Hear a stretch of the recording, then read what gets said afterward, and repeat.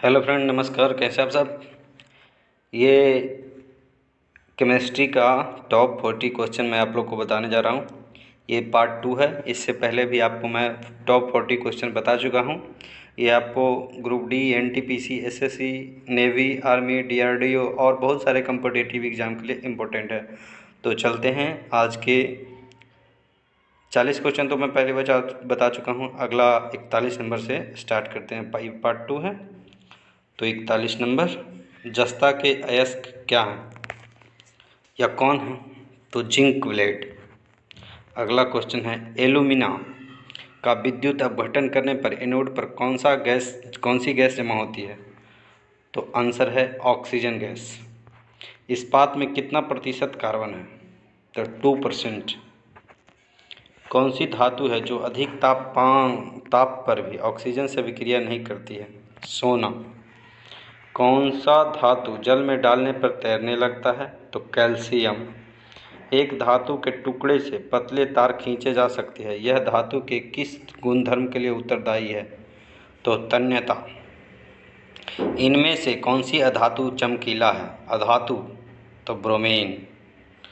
अगला क्वेश्चन है, धातु के बर्तन में खाना बनाया जाता है क्योंकि यह ऊष्मा का क्या है? सुचालक है, कुचालक है, अर्धचालक है या दोनों है? तो सुचालक। कौन सी धातु जल के साथ अभिक्रिया करती है? तो लेड बोले तो सीसा। अगला है, आयनिक यौगिक के गलनांक एवं क्वथनांक क्या होते हैं? उच्च होते हैं। तो मैग्नीशियम के दहन से जो उत्पादक बनते हैं वह क्या है? तो क्षारीय है। सोडियम, लिथियम, कैल्शियम तथा निकेल में से किस धातु को चाकू से काटा जा सकता है? तो सोडियम को। आभूषण बनने वाला सोना कौन सा है? तो 22 कैरेट। 24 कैरेट के कभी आभूषण हम नहीं बना सकते हैं।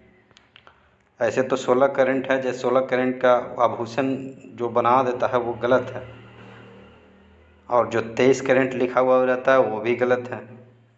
22 कैरेट का ही टोटल आभूषण बनाता है। अगला है, सिल्वर तथा कॉपर ऊष्मा के क्या हैं? तो अच्छे चालक हैं, सबसे अच्छे चालक।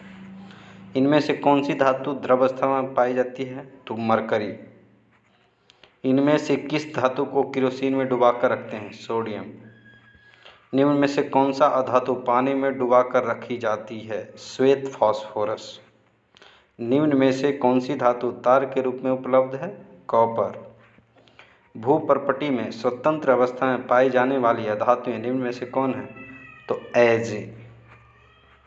निम्न में से कौन सा अधातु है? हाइड्रोजन। ताम्र एवं टीन के अगला, ताम्र एवं टीन के मिश्र धातु को क्या कहते हैं? तो कांसा। कौन सा अधातु कमरे के ताप पर द्रव्य हो जाता है? तो ब्रोमीन। सीसा और टीन की मिश्र धातु को सोल्डर। कार्बन का कौन सा अपरूप अधिक कठोर होता है? तो हीरा।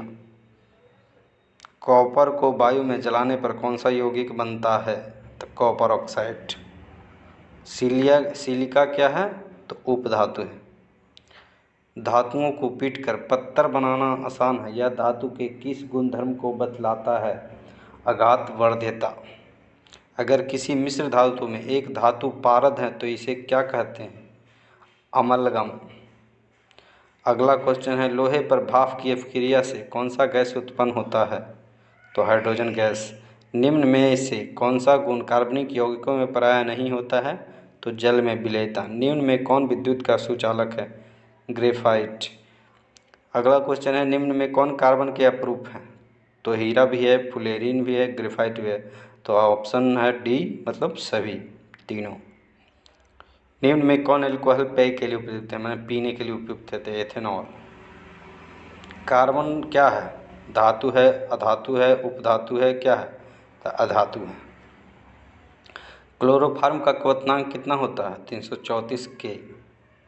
साबुन द्वारा सफाई का काम अच्छी तरह होता है किस जल में? मृदु जल में। मृदु जल जिसको हम मीठा जल भी कह सकते हैं। निम्न में कौन जल में अविलेय है, माने घुलता नहीं है? एथाइन। हीरा और ग्रेफाइट कार्बन के क्या हैं? तो अपरूप हैं। उस हाइड्रोकार्बन का नाम बताएं जिससे इथेनॉल बना है। तो इथेन। पेंसिल बनाने में कार्बन के किस अपरूप का उपयोग किया जाता है? ग्रेफाइट।